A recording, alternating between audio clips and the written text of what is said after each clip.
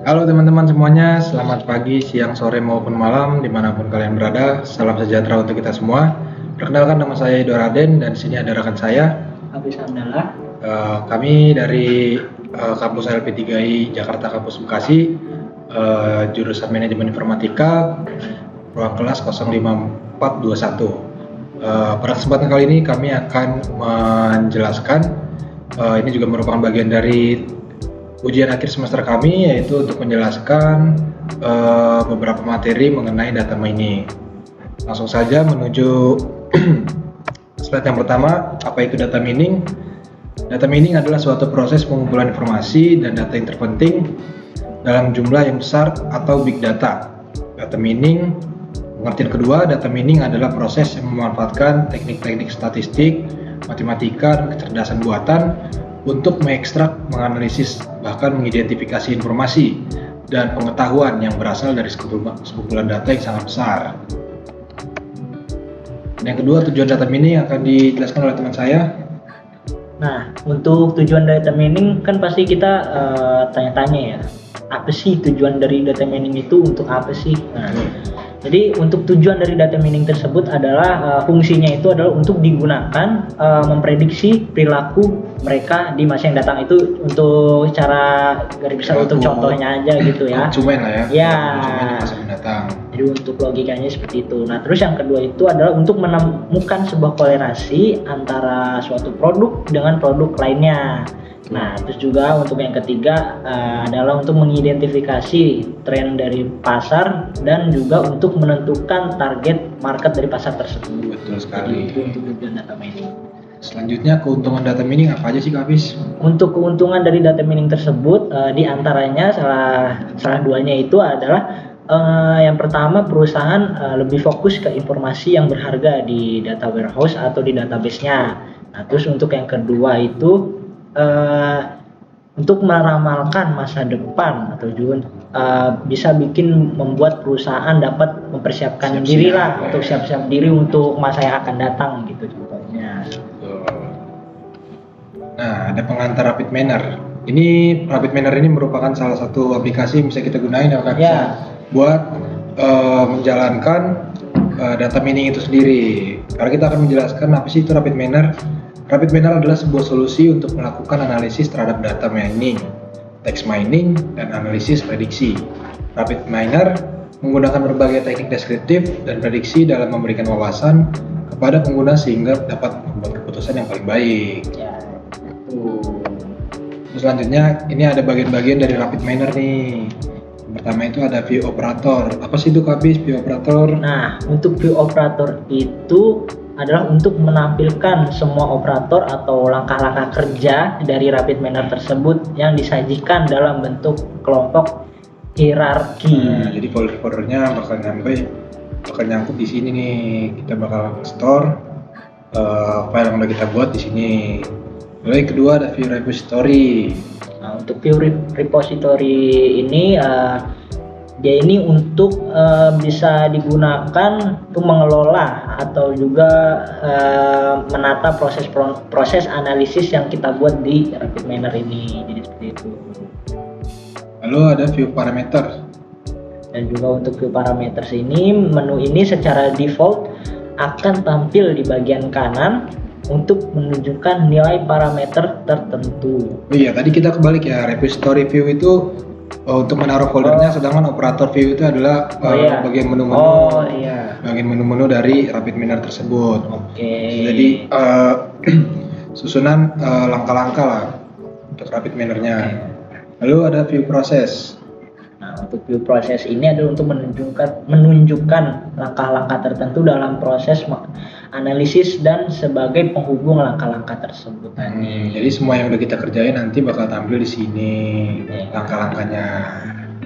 Lalu ada menu play button. Nah, untuk menu play button ini tuh kan kita udah selesai nih, misalnya untuk proses dari kerja kita udah selesai. Nah, kita mau lihat tuh hasilnya gimana sih gitu kan kalau misalnya belum kita running nggak kelihatan. Nah, di sini jadi ada tuh yang namanya play button. Nah, seperti di gambar Nah, itu adalah untuk menjalankan data yang telah dianalisis. Jadi tuh keluar tuh data-data yang sudah kita olah tuh di situ. Oke, di sini kita udah menerima sebuah kasus dengan ketentuan ada 6 atribut, jumlah data trainingnya bebas, jumlah data testingnya ada 10 data, dan minimal performance akurasinya itu 70%. Nah, data training itu dan juga data testing itu apa sih Kak Apis? Boleh dong dijelasin? Oke. Jadi di sini bagi yang belum tahu apa sih data training, apa sih data testing, apa bedanya gitu kan. Nah, untuk data training tersendiri ini dia adalah suatu data yang bisa dibilang itu datanya itu sudah terisi. Jadi ketika data itu sudah terisi, ya kita dapat tugas atau apa nih? Kita mau cek akurasinya berapa sih? Performanya berapa? Keakuratan itu berapa performanya? Nah, jadi seperti itu. Nah, dan untuk data testing tersendiri adalah di mana data tersebut itu ada yang kosong. Jadi ya, jadi perlu nih kita bikin prediksi lah gitu, kita bikin prediksinya dari targetnya itu.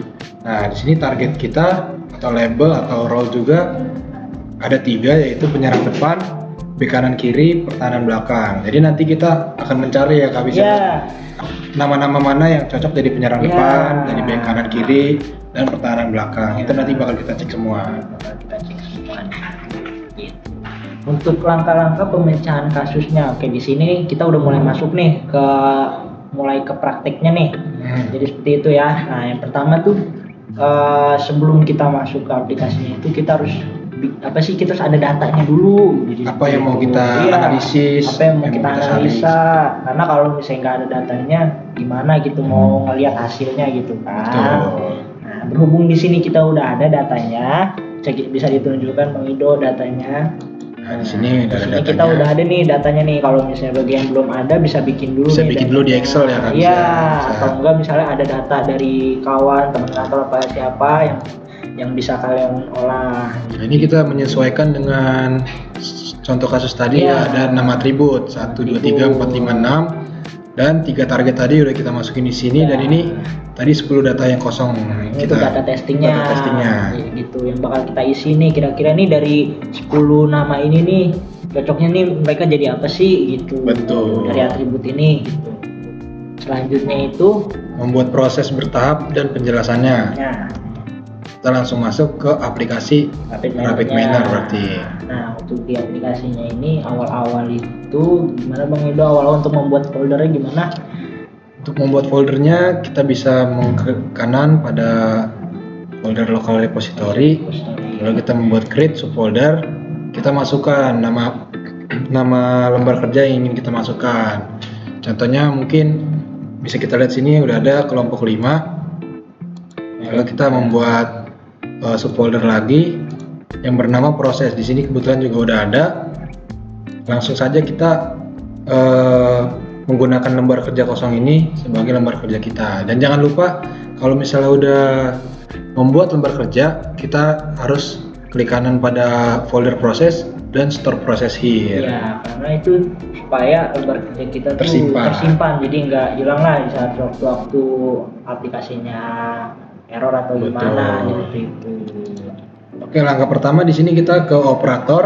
Nah, di sini operator kita bisa cari yang namanya read Excel. Nah, fungsi dari read Excel ini ya, seperti yang tadi itu adalah untuk menarik dataset. Nah, dataset itu apa sih? Nah, dataset itu ya tadi data yang sudah ada gitu ya, atau yang sudah kita buat lah, atau misalnya data-data dari teman-teman kalian apa gimana gitu kan, misalnya suruh olah nih data ini nih, kita masukin nih di sini. Nah, di sini kebetulan juga udah ada, tapi kita akan jelaskan langkah-langkahnya ya Kak bisa. Ya. Ini kita hapus dulu. Ya, untuk menarik datanya tinggal klik 2 kali terus nanti tuh tinggal cari kalian tuh naruh dataset itu di mana naruhnya, misalnya di mana di disk PC atau di dokumen apa di mana. Nah, sini tinggal masukin aja. Next. Nah, ini udah nggak usah diapa-apain, langsung next aja.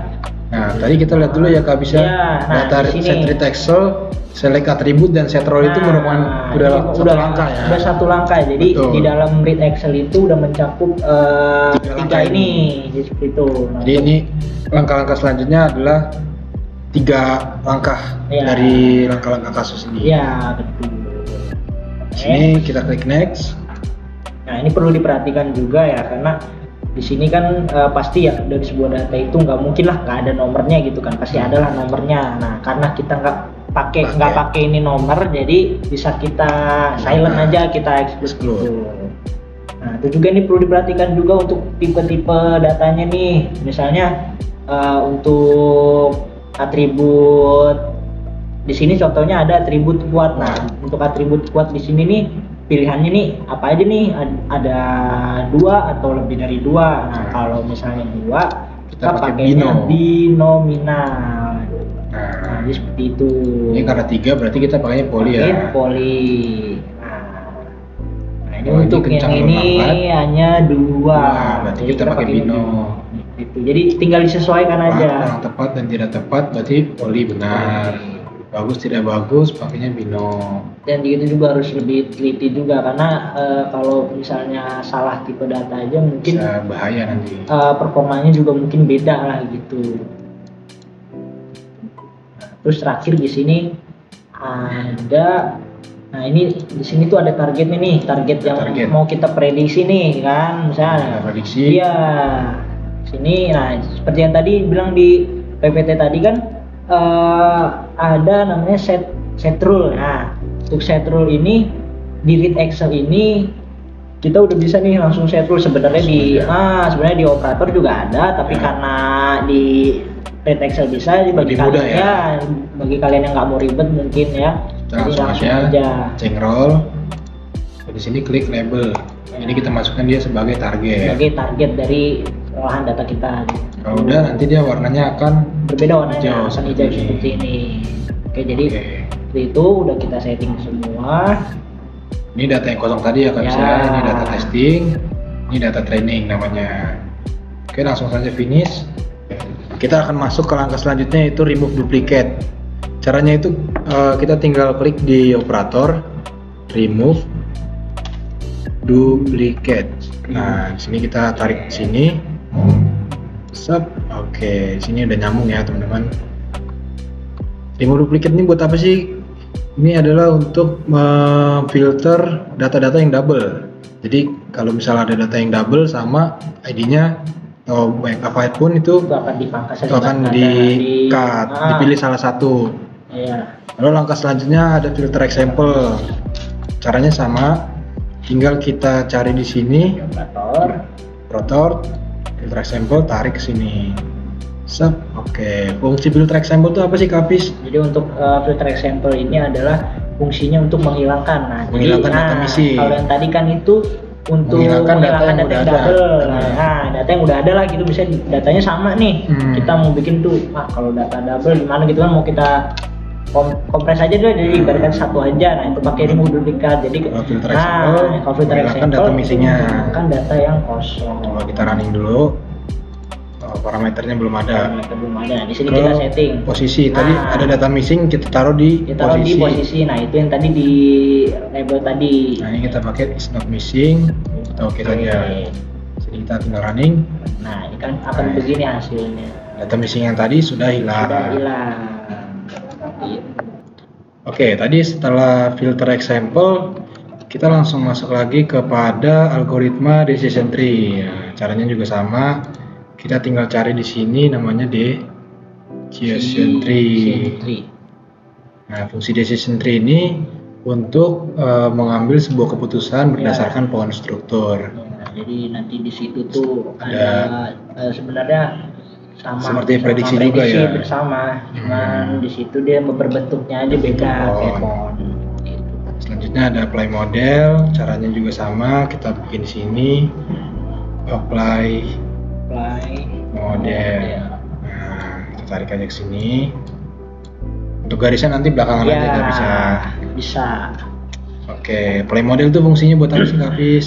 Apply model ini, nah kan kalau tadi decision tree itu fungsinya itu untuk melihat prediksi dalam bentuk pohon struktur. Nah kalau misalnya apply model itu sama, cuman dalam bentuk data. Kalau Kita mau lihat ya. dia prediksinya tuh berapa besar sih si orang ini, Iya. berapa besar jadi main bek kanan Ya, misalnya.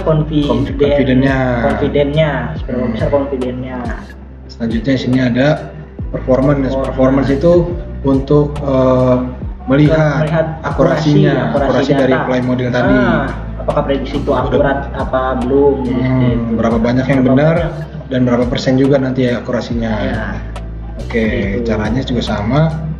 Kita di sini Nah, ini operator performance. Karena banyak jadi Karena pilih banyak, aja satu yang pilihnya yang performance yang doang ya. performance Ini saja, dari sekian jangan banyak yang lain. performance. Ya, beda. Oke, di sini kita akan langsung masuk ke garis-garisnya ya Kak Bisa. Ya, jadi untuk garisnya ini pertama kita dari filter example ke decision tree dulu kita decision sambungin. tree. Nah, iya, jadi biar datanya itu nyambung tuh ke yang lain, jadi gitu.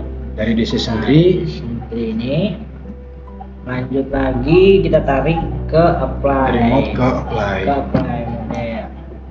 Nah, itu. Jadi sebelum lanjut di sini kita harus bikin Dari filter example ke apply model dulu agar nanti outputnya bisa jadi dua. Iya. Nah, dinamakan multiply. Nanti akan tampil muncul tampilan multiply. Gitu. Lalu sini masih ketutup performance-nya. Kita tarik dulu ke bawah apply modelnya. Oke. Nah, selanjutnya kita tarik garis dari apply model ke performance di bagian lab ya. Ya, untuk menyambungkan datanya. Dari apply model lagi kita sambungkan dari mode ke langsung res. Kita langsung ke hasilnya aja. langsung ke res. Setelah itu dari performance kita tarik garis dari exa ke res juga. Ini untuk melihat hasil outputnya nanti ya. Coba di sini kita running dulu. Udah satu garis lagi, lalu kita running. Coba tes dulu apa hasilnya.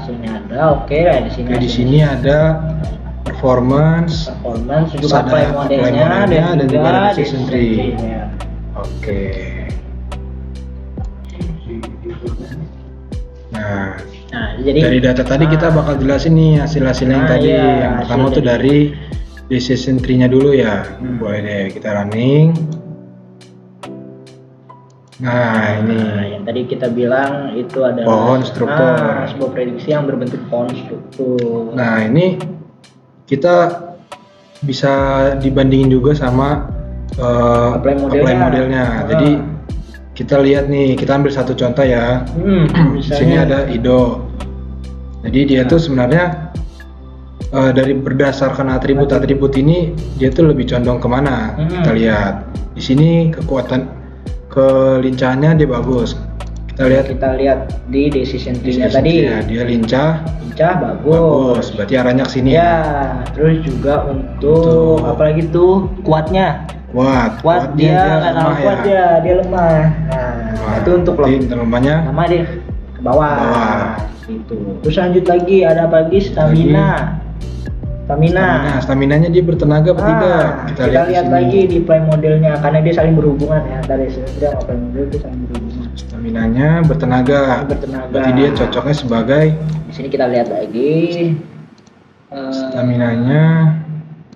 Nah, dia bertenaga. Berarti dia cocoknya sebagai penyerang depan. Kita lihat di sini apakah sesuai. Kita lihat IDO untuk prediksinya penyerang depan dia 0,67 penyerang depan ya. Jadi untuk perbandingan antara target-target yang lain berapa besar sih gitu. Nah, dia cocok jadi bek kanan kiri cuma 0,3 sedangkan penyerang depan 0,6 berarti condong penyerang depan. Benar ya prediksinya ya. Oke, kita ambil contoh kedua yaitu Rafid. Dia kelincahannya apa tadi kelincahannya bagus. Kelincahannya bagus. Kita lihat sini bagus berarti arahnya ke sini ya. Kelincahannya bagus, Rafid. Rafid kelincahannya bagus. Oh, tidak bagus. ternyata ya. Oke, Yang kedua nggak apa-apa. tidak bagus. Hanya miskomunikasi sedikit ya. Oh, tidak bagus. Tidak Berarti arahnya ke bagus sini. ya. Langsung lihat. Berbanding terbalik sama yang tadi. Nah, ini keseimbangannya kita lihat. Keseimbangannya dia tidak stabil. Tidak stabil. Tidak stabil. Kita jatuhin kemana? Oke, jadi ke jadi Rapid penyerang depan. Betul. Itu. Kita lihat dulu, kita sesuaikan apakah dia benar-benar. Oh, ternyata Rapid 0,6 di penyerang depan. Ya. Sisanya kecil ya. Kayak dia benar ya. 200. Oke. Oke, jadi seperti itu ya. Nah, berdasarkan prediksi-prediksi yang udah ada ini, kita lihat performance-nya nih. Performance-nya itu sekitar 72%. Kenapa sih dia bisa gede? Karena kebanyakan di sini karena hilang. Kita lihat lagi. Kebanyakan di sini hasilnya benar ya teman-teman. Benar, iya. Jadi nggak ada yang leset gitu ya hasilnya dari pengolahan data ini. Jadi untuk prediksinya itu bukan nggak ada yang meleset sih, cuman mungkin ada beberapa yang meleset, tapi kemungkinan dikit. banyak kemungkinan benarnya banyak. Ya, kemungkinan benarnya itu banyak dibanding dengan yang salah. Oke, jadi seperti itu penjelasan tentang Rapid Miner data mining yang untuk mencari performance dan juga prediksi ya teman-teman. Ya.